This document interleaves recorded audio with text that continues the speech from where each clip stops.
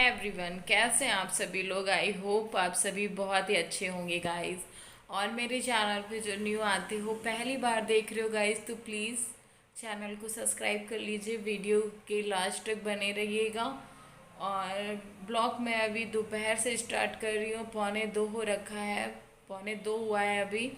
और आज कुछ मेरी तबीयत बिल्कुल भी ठीक नहीं है। सुबह मैंने दाल चावल सब्जी सब कुछ बनाया, थोड़ा सा खाया भी है, लेकिन पता नहीं क्यों शरीर में ना एकदम से, बॉडी में मेरी एकदम से जान सी नहीं है। जैसा मन कर रहा है बस मैं लेटी रहूं, कुछ भी मतलब बर्तन वर्तन सारे सब कुछ ऐसे ही पड़े हैं, कुछ करने का मन ही नहीं कर रहा है। एकदम से लो फील हो रहा है बॉडी में, मतलब बिल्कुल भी अच्छा नहीं लग रहा है।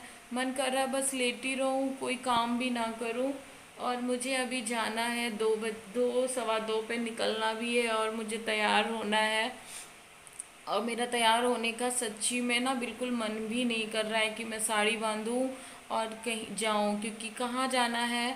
तो मैं अभी तो कपड़े पहन लेती हूँ, साड़ी बांध लेती हूँ, क्योंकि जाना भी बहुत ज़रूरी है। और बॉडी में बिल्कुल भी मन नहीं है कि इतना लो फील हो रहा है कि कुछ रेडी होने का भी मन नहीं कर रहा है, और जाना भी बहुत ज़रूरी है। तो कहाँ जाऊँगी, तो बने रहिएगा। और फिर मिलते हो थोड़ी देर में, क्योंकि फिर लेट हो जाएगा, 1:45 हो गया है, 10-15 मिनट तो मुझे साड़ी बांधने में और बाल समेट बनाने में लग ही जाएगा। और निकलना भी, अनिका खेल रही है, और अनिका को लेके हो सकता है नहीं जाऊंगी, क्योंकि धूप बहुत तेज़ है। और अनिका जो जिद करेंगी तो ले जाऊंगी, वरना नहीं ले जाऊंगी। तो फिर बने रहिए गाइस। यहाँ पे हो गए हम रेडी गाइस, और अनिका भी, मतलब जब मैं रेडियो के बाहर निकल रही थी तो अनिका जिद करने लगी, मम्मा मैं भी चलूँगी, कहाँ जा रही हो। तो फिर अनिका को भी मैं, पूजा ने रेडी कर दिया, और फिर हम अनिका दोनों लोग जा रहे हैं। धूप तेज़ थी इसलिए मैं अनिका को नहीं ले जाना चाह रही थी, क्योंकि पता नहीं वहाँ पे कितना समय लग जाता, कितना कुछ पता नहीं था। और वैसे भी हमको शाम ही हो गई थी। और अनिका है ना, परेशान करने लगती हैं, कहीं कुछ कहीं कुछ, तो मैं इसीलिए नहीं ले जाना चाह रही थी उसे। लेकिन जिद करने लगी, मम्मा मैं भी चलूँगी, तो मैंने कहा ठीक है चलो। तो फिर अब हम लोग मतलब बाहर आ गए घर के, और यहाँ पे हम इंतज़ार कर रहे थे, क्योंकि पैदल हम जा नहीं सकते थे, अनिका थी। तो हमें मिल गया टैक्सी, और हम उसी से निकल जाएंगे। तो थोड़ी दूर पे है, बस पहुंचने ही वाले हैं, तो ये रास्ते में है। तो यहाँ पे बस थोड़ा दूर बचा हुआ है और हम पहुंच जाएंगे थाने। तो थाने हमको जाना था गाइस, वहाँ से फ़ोन आया था। और आज थी 1 हफ्ते के बाद, मतलब जो भी सुनवाई होना था वो होगा वहाँ पे, तो देखते हैं। तो गाइस हम आ गए हैं घर, बज गया है अभी 6:30। तो जहाँ हम गए थे वहाँ तो मैंने कुछ भी सूट नहीं करा, बस थोड़ा बहुत रास्ते का लिया था। और घर आए हैं हम वही 4:30-5 बजे के टाइम। फिर सब्जी बिल्कुल भी घर पे नहीं थी, तो सब्जी भी लेके अभी आए हैं, फिर दोबारा से गए तब सब्जी लेके आए हैं। और कहाँ गए थे हम, क्योंकि आप लोगों को पता है कि हमको थाने जाना था। 1 हफ्ते का टाइम था, मतलब बोला था सर ने 1 हफ्ते बाद आपकी मतलब वो होगी सुनवाई जो भी है। तो आज 1 हफ्ते और 2-3 दिन एक्स्ट्रा हो गए थे, क्योंकि कल से बारिश हो रही थी लगातार। तो आज दोपहर में बुलाया था, तो दोपहर में वही 2 बजे हम गए। अनिका भी गई थी, क्योंकि अनिका जिद कर रही थी हम चलेंगे मम्मा। और आज मेरी तबीयत बिल्कुल भी ठीक नहीं थी, मन बिल्कुल भी नहीं था जाने का, लेकिन ज़रूरी था तो हम गए कि क्या सुनवाई होती है, क्या मुझे मिलता है क्या नहीं। तो जो चीज़ मतलब आप लोगों को पता है ना कि मेरे हस्बैंड का क्लिनिक था। तो वो क्लिनिक जो था उसमें की सारी दवाइयाँ मेरे देवर ने बेच डाली, हर एक दवाई बेच दी। तो उसका मैंने हिसाब मांगा, तो मुझे उसमें से एक पैसा भी नहीं मिला, एक पैसा नहीं मिला। और मैंने पिछले एक बार वीडियो में बताया था कि मेरे हस्बैंड ने 50,000 रुपये का एक खेत लिया था, किसी ने रखा था अपना खेत। उनको हस्बैंड ने मेरे 50,000 रुपये दिए थे, वो भी मेरे देवर ने ले लिए, वो भी मुझे 50,000 नहीं मिले। और जो मेरे हस्बैंड का क्लिनिक था, जो वो दुकान थी वो मैंने मांगी कि मुझे वो दुकान दे दो जिसमें मैं काम करूँगी। तो वहाँ पे थाने में क्या सुनवाई हुई है कि दुकान तो हम नहीं देंगे, दुकान देंगे तो कमरा नहीं देंगे, कमरा देंगे तो दुकान नहीं देंगे। जैसे कि मैं शादी करके ही नहीं आई थी, मुझे ऐसा फील हो रहा है। ऐसा क्यों करते हैं? मैं बहुत परेशान हूँ, बहुत ज़्यादा।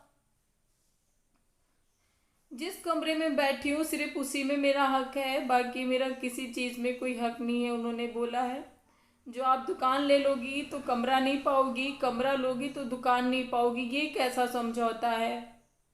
एक एक कमरे में मैं क्या कर लूँगी? कहाँ से कमाऊँगी? क्या करूँगी क्या नहीं? सिर्फ एक कमरा मुझे मिल रहा है। दुकान मुझे मिल जाती तो मैं उसमें कोई ना कोई काम कर लेती, तो मेरा खर्चा तो डेली का निकलता। मैं क्या करूं? और मेरे हस्बैंड ने किसी से कोई भी एक पैसा भी उधार नहीं लिया है। 5 साल में उनके साथ रही हूँ।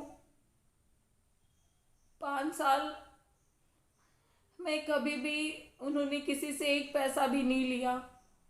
और बताया जा रहा है कि उनका वहाँ पे कर्जा था, वहाँ पे कर्जा था, वहाँ पे था। इतना झूठ मेरे देवर बोल रहे हैं ना, समझ में नहीं आ रहा है कि इतना झूठ वो क्यों बोल रहे हैं। मुझसे पता है क्या बोला है उन्होंने? अभी तो एक कमरा पाई हो, वहाँ से भी निकल जाओगी, बस थोड़े दिन की बात है। तो मुझे एक कमरे से भी निकाल दिया जाएगा, यानी कि मुझे इस घर से भी निकाल दिया जाएगा। बस मैं कुछ दिन की मेहमान हूँ इस घर में, उसके बाद मुझसे सब कुछ ले लिया जाएगा। जब ऐसा करना होता है एक लड़की के साथ में, तो शादी क्यों करते हैं अपने बच्चे के साथ? आज वो इस दुनिया में नहीं है तो मेरा कोई भी नहीं है। और तो मन बहुत उदास है मेरा, बहुत। मैं वहां से भी बहुत परेशान होके आई हूँ, और यहाँ भी।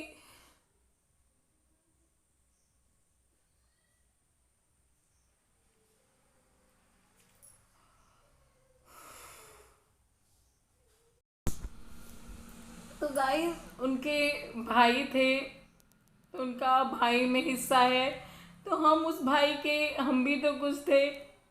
हम भी तो शादी करके आए थे, तो हमारा भी तो हिस्सा है, मेरे बच्चे का भी तो हिस्सा है। भाई के हर एक चीज़ में तुम हिस्सा लगा रहे हो। उन पे वो बोल रहे हो कि वो करते ही क्या थे, वो तो सिर्फ बैठे रहते थे। जो कुछ करते थे यही करते थे, मेरे हस्बैंड कुछ भी नहीं करते थे। अब ऐसा बोला जा रहा है उनके ना होने पे। इतना कर्जा दिखाया जा रहा है कि वहाँ पे, बोला जा रहा है कि वहाँ पे लिया, वहाँ पे लिया, सबको मैंने दिया है कर्जा। इतना झूठ किस लिए आखिर?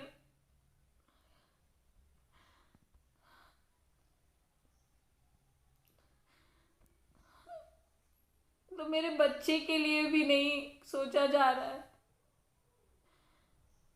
कुछ। घर ऐसे इतने खराब मिल जाते हैं ना, इतने खराब होते हैं ससुराल वाले।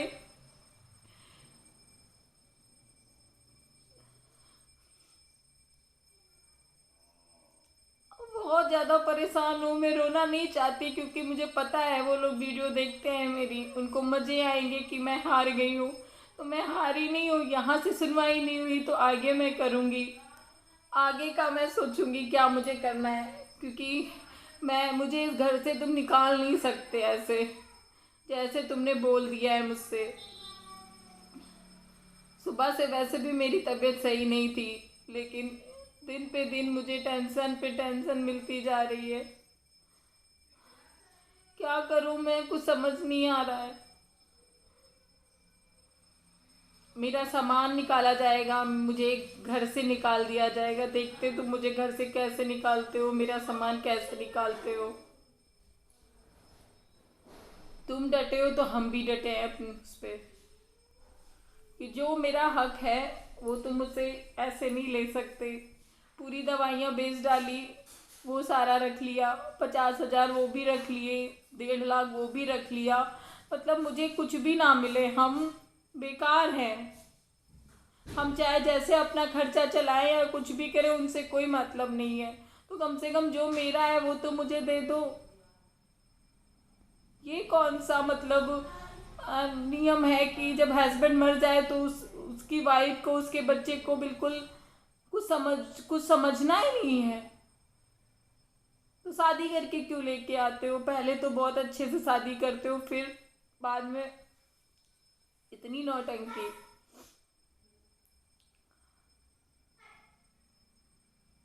निकालो, देखते हैं कैसे निकालोगे मुझे। यहाँ से नहीं सुनवाई हुई तो आगे से तो होगी ही। तुम समझ रहे हो ना कि मैं अकेली हूँ, तो अब चुप बैठ जाऊंगी? तो चुप नहीं बैठूंगी। अकेली हूँ तो क्या हुआ?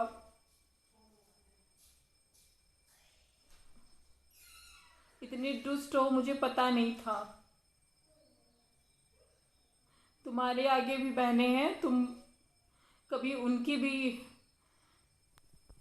जब अपनों के साथ होगा ना तब समझ में आएगा कि तकलीफ क्या चीज़ होती है। दूसरे का तो मजाक ही लगता है ना, सबको लगता है मजाक है, पर ये मजाक नहीं है। अंदर अंदर हमें पता है मुझे क्या हो रहा है। जो परेशानी मुझे दे रहे हो तुम,